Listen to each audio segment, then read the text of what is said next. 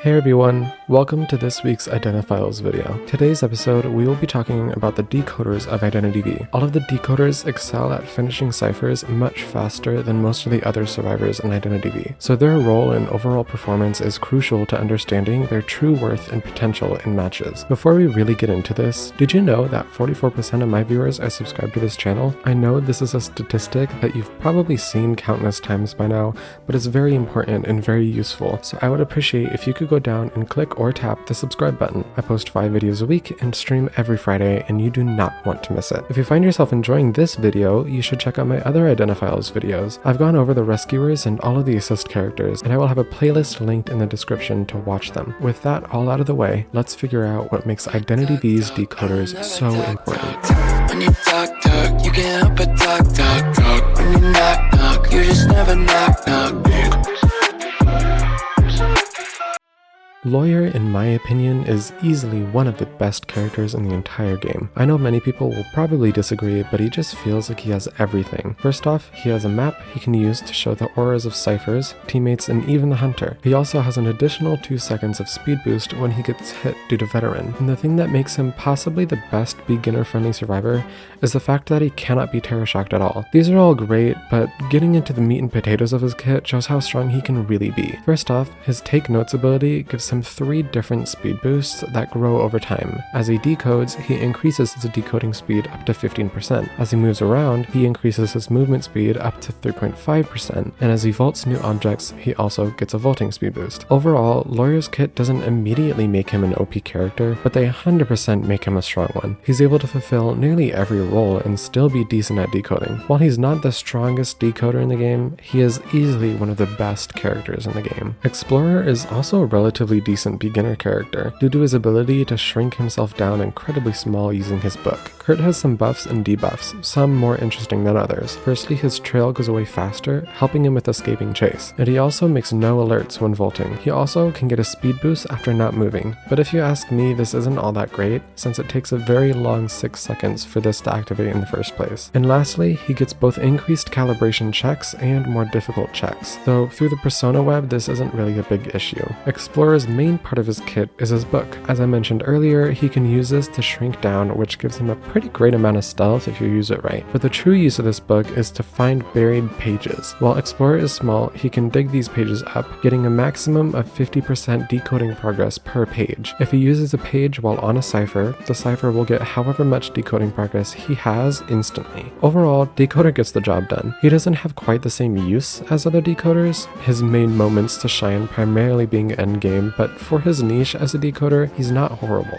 Mechanic is one of the more technically advanced decoders, no pun intended. She has slower vaulting speed and decreased decoding speed when a teammate is wounded or chaired. This debuff is pretty nasty for her personal decoding. To make up for it though, she has a higher base decoding speed. The main part of Mechanic's kit is her doll. She can use her operator trait to control a doll, being able to use it primarily for decoding. The general strategy for Mechanic is to be decoding 2 ciphers at once using both Tracy herself and her doll. Like I said, more technically advanced. While this strategy is difficult, it's been nerfed pretty substantially. The bot's decoding speed has been nerfed multiple times, and Mechanic's debuffs make her decoding speed super slow against aggressive hunters. Overall, she used to be a lot stronger and is now not as strong. She can still use her doll for other things, such as rescuing or healing, but in general, you're going to want to stick to a decoding playstyle. The Mind's Eye is generally considered to be the most consistent decoder in the game. She has no special decoding ability like Explorer or Mechanic, but her natural decoding speed is much higher due to her decoding speed boost. She also essentially never gets skill checks. To combat this, she's a bit of a horrible kiter, since her vaulting speed is decreased quite a bit. Mind's Eye has strong decoding, but can also generally be considered to be an assist in ways too. If you're playing with friends and someone's playing Helena, that person can call out who and where the hunter is pretty regularly. If Mind's Eye finds herself in chase, she does have her cane to help her. As she's moving, she taps her cane, producing sound waves that let her see the hunter through walls if they're nearby. Overall, Helena isn't bad by any means. Her role as a decoder is pretty set in stone due to her debuffs, but it's not really a bad thing. If you're good at hiding and losing hunters, you'll do great with her.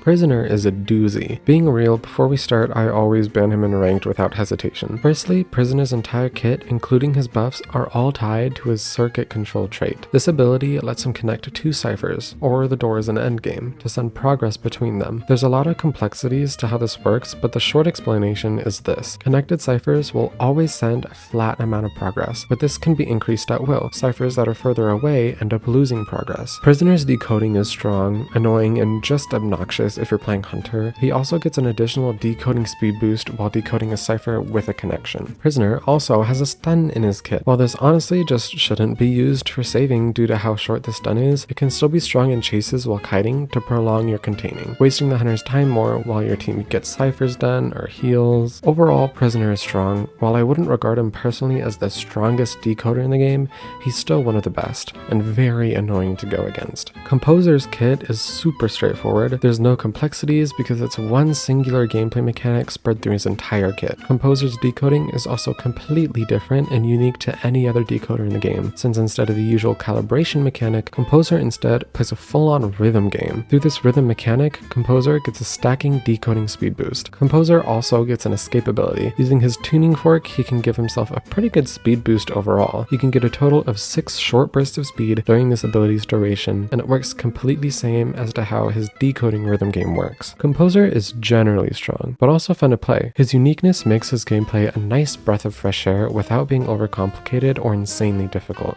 Fair Lady is the problem child of the decoders, especially with how her decoding playstyle functions as a whole. Her entire decoding boost comes from her ability to essentially steal progress from other ciphers and get a boost depending on the distance between her and the cipher. The issue with this is that she can't steal progress if someone is on a cipher, and she needs to have a cipher that isn't done, has progress, and has no one on it to get any sort of decoding speed boost. I'm sure she can be viable with the right team and communication, but if you're playing her in quick match as solo, good luck. The next part of her kit, and arguably the main part due to it also being tied to her item, is her cloak. This ability lets her go invisible while leaving a trail wherever she walks. This isn't super complicated, but it's not easy to do either. Interacting with the environment can remove the cloak effect, and maintaining it during chase is not easy. That being said, it can be used for some pretty hilarious mind games on maps like Sacred Heart, Lakeside Village, etc. Overall, Fair Lady isn't the best, but in my opinion, she could easily be a lot worse. Her decoding power is very situational and difficult to use correctly, especially in endgame,